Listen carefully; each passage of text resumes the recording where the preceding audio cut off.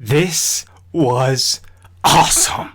What is up, guys? Welcome back to the Cine Critique. Today I'm going to be talking about the new Will Smith movie Gemini Man, which premieres October 11th, but I was lucky enough to catch an early screening about an hour away from where I live. So Gemini Man, starring Will Smith, follows Henry Brogan, an aging government assassin who finds himself going up against a young operative who's able to predict his every move. It turns out that this new assassin is actually a younger clone of himself named Junior, and now Henry must uncover the truth behind Junior's creation in order to save Junior from going down the same dark path. I can assure you that no Will Smiths were harmed during the making of this movie.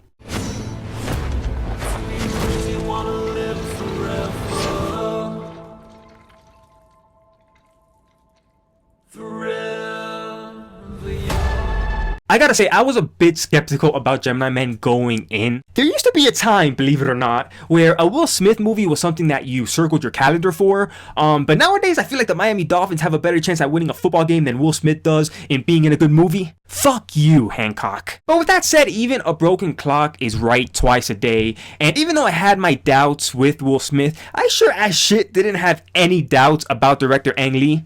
Ang Lee shot this movie using a 3D camera at 120 frames per second. To compare, normal movies usually shoot at 24 frames per second, and you can see the difference right away in the very first scene of Gemini Man. If this movie was shot with any other camera, the background would be flat, almost like a painting, but with 3D cameras and the frame rate Ang Lee uses here, the dimensions are clear, you can see the distance between different things on the screen, almost as if you can reach out and grab them. I've never endorsed watching a 3D movie in my life, and I probably won't ever do again, but if you're able to watch this in 3D, you will not regret it. This is the first movie that I've watched in my 30 years of life where I felt like I was actually inside the movie. I mean, the action sequences here are the best I've seen since The Matrix. There's this one scene where there's an all-out brawl between young Will Smith and old Will Smith, and young Will Smith throws not one, but two motorcycles at the old Will Smith. If the sound of that doesn't make you want to see this movie, then I don't think this movie's gonna be for you. This is a movie that is more style than substance, which isn't necessarily a bad thing, but if there was anything that was keeping this movie from being an instant classic, it's that the script leaves a lot to be desired. This is a standard by-the-book clone movie that doesn't really bring anything new to the table story-wise. There's a plot twist here that I'm gonna tell you I saw coming from a mile away, and if you're familiar with watching clone movies like I am, then you're gonna see it coming from a mile away too. Think of this movie as a mix between The Sixth Day and The Island. Now, me personally, I'm somebody who prefers substance over style. Give me a well-written character study drama, and I'll choose that over a Marvel movie 9 times out of 10. Yeah, I said it. But for this movie, I'm definitely willing to make an exception. If you like big, dumb action movies, if you like to turn your brain off and just enjoy the spectacle of what is an action movie, then you're gonna love this movie. And it's not even just a movie, it's an experience. So don't Redbox it, don't VOD it, don't rent it on demand. This is actually a movie that I'll recommend you save your money for and watch it in theaters. The movie also has a solid supporting cast led by Clive Owen, who plays the bad guy who wants old Will Smith dead.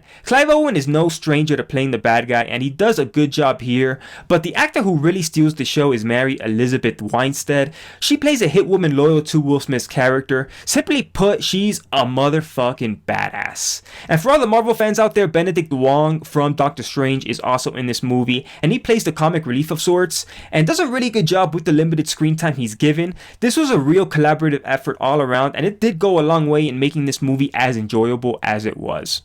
One pet peeve I do have, though, I guess besides my problems with the script, is that this movie is called Gemini Man, but it's released in October. But come on, Paramount, everyone knows that the month of the Gemini is in June. Even Stevie Wonder could see you fucked up.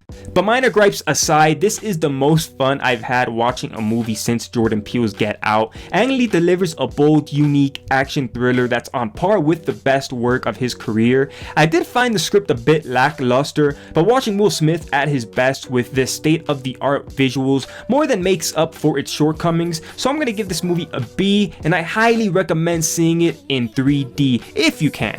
Alright guys, that's it for my review of the Gemini Man. Go ahead, check my channel out if you haven't done so already. I'm cranking out these movie reviews left and right, so if you want to stay up to date to the latest movie releases and the latest movie news, go ahead, subscribe to my channel. I promise you, you will not regret it.